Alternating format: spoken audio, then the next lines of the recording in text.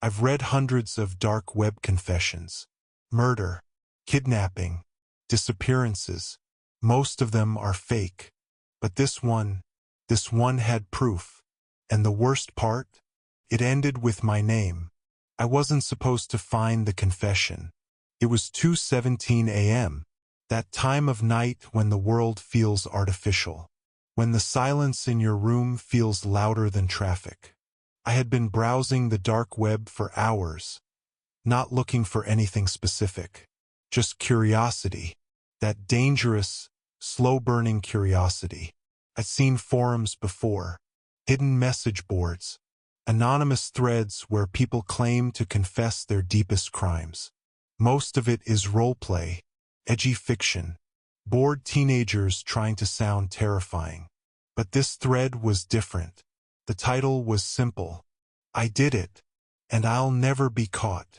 No emojis, no dramatic punctuation, just that. The replies were minimal. No jokes, no trolls, just silence. Over 12,000 views. 3 comments. That alone made my stomach tighten. I clicked. The post began normally. The writer claimed they had done something irreversible. They described planning it for months, watching routines, learning schedules, testing security systems. It wasn't written like fiction. There were no dramatic metaphors, no attempts to shock, just details, specific details, streetlight positions, bus arrival times, camera blind spots, the exact sound a certain brand of apartment door makes when it's locked from the inside. That's when I started feeling uncomfortable, because I recognized the layout. The writer described an apartment complex near a grocery store with flickering fluorescent lights and a broken vending machine near the entrance. That was 2 blocks from me. I told myself it was coincidence. Cities repeat themselves. Broken vending machines aren't rare. Then the confession got worse. They described the target, not by name, but by routine.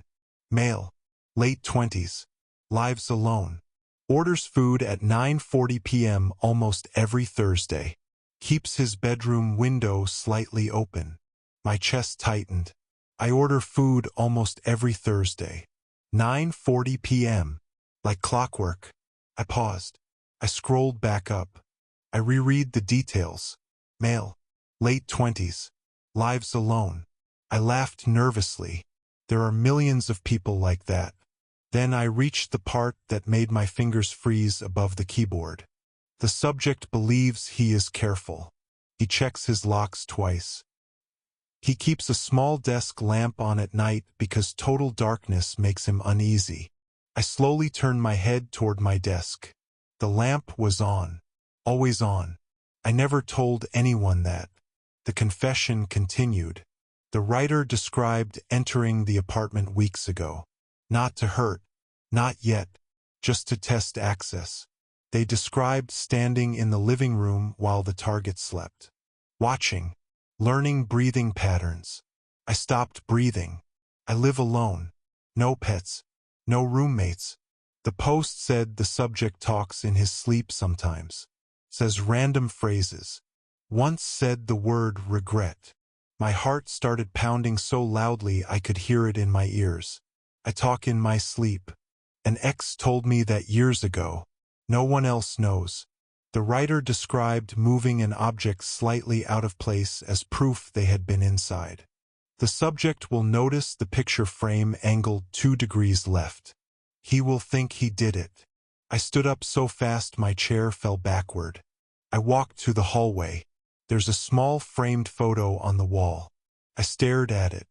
I had never measured its angle before. But now, it looked slightly off. My hands started shaking. This was ridiculous. It had to be coincidence. A psychological trick. A skilled storyteller manipulating paranoia. But the confession wasn't written like a story. It was written like documentation. Then came the final paragraph. I could have done it tonight. The window was open. He slept at 1:13 a.m. I stood beside the bed and watched him dream. But I decided to wait. My eyes snapped to the clock. 2:43 a.m. The post had been uploaded at 1:29 a.m. Tonight, I checked the timestamp again. It wasn't old. It was posted an hour ago. I felt cold. I hadn't heard anything tonight. Had I?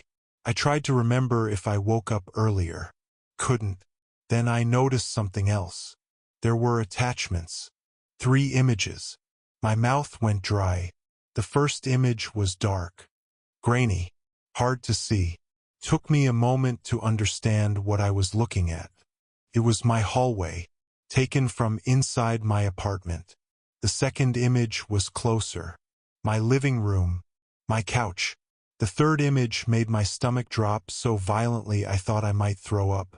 It was my bedroom, taken from the foot of my bed. I was in the photo, sleeping. The timestamp in the corner of the image said 1:16 a.m. Tonight, my hands went numb. I couldn't feel the mouse. I zoomed in. It was me. Same blanket. Same shirt. Same position I remember falling asleep in. The confession continued below the images. He still thinks he's safe. He thinks locks matter. My brain screamed at me to move, to run. But I couldn't. I slowly turned my head toward the bedroom door. It was open. Just slightly. I never leave it open. I always close it before sleeping. Always. My chest felt tight. My vision blurred at the edges. I grabbed my phone and turned on the flashlight. Every shadow looked wrong. Every corner felt occupied. I searched the apartment. Closet. Bathroom. Kitchen. Nothing. No one. No sign of forced entry. The door was still locked from the inside. Windows closed. Except one. The bedroom window. It was open. Not wide. Just enough. I always leave it cracked. Always. I went back to the laptop. The thread had one new reply. Just one. Posted seconds ago. It said, "He's awake now." My entire body froze. I stared at the screen. Another reply appeared. "He's checking the window." My heart felt like it might explode. I typed, "Who are you?" No response. Seconds felt like hours. Then another message. "Don't look behind you." I refused. I stayed staring at the screen. I could feel the air in the room shift. Or maybe I imagined it. My breathing became shallow. Another message. "You looked." I hadn't. But now I wanted to. Every instinct told me not to. I slowly closed the laptop. Silence filled the room. I didn't sleep that night. At sunrise, I left. I went to a hotel. I didn't tell anyone why. Who would believe me? When I came back the next day, nothing was missing. Nothing was broken. It almost felt staged, like someone wanted me afraid. I went to the police. They listened politely, but without physical evidence. No forced entry. They couldn't do much. I showed them the screenshots.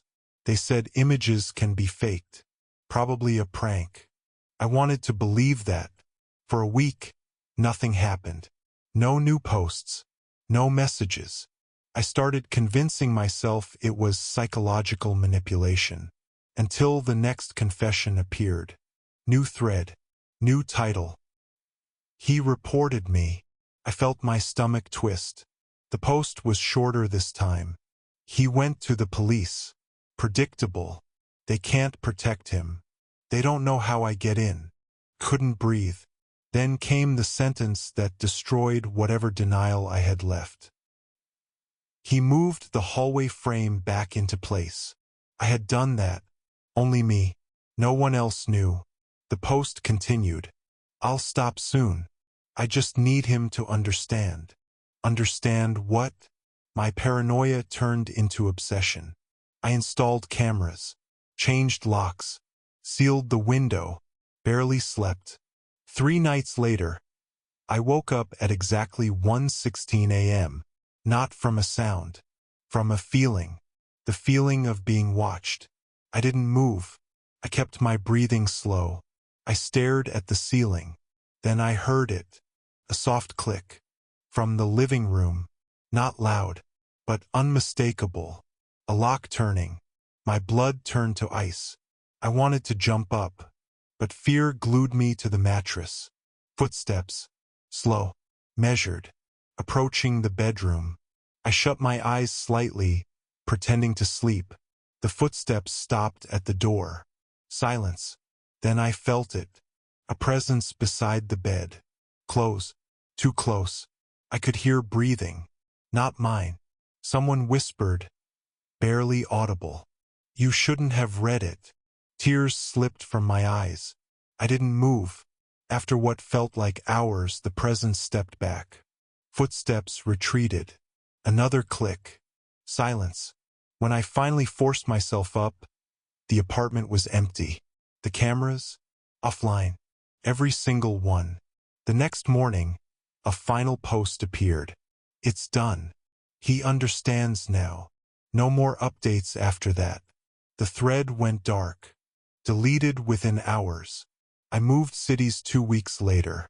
New apartment. Different routine. No open windows. No desk lamp at night. But sometimes, at 1:16 a.m., I wake up, for no reason, and I swear, I can feel someone standing beside my bed, watching, waiting, and I regret ever reading that confession.